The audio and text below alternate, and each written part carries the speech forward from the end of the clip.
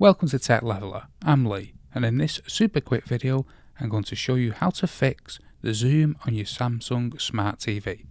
So even if the picture size setting is greyed out, I'll show you what to do. First, press the home button on your remote control, then come left and come down to settings. Then we want to select this and come all the way right if you haven't moved your all settings to all settings here. Select all settings, then come down to picture here. Now if it's greyed out like this, you need to hold the back button on your remote control. This will close out of all the apps.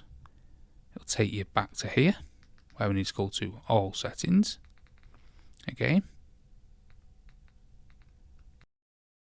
So now when we come back to here, we can see the picture size can be changed, and you can change it to however you want.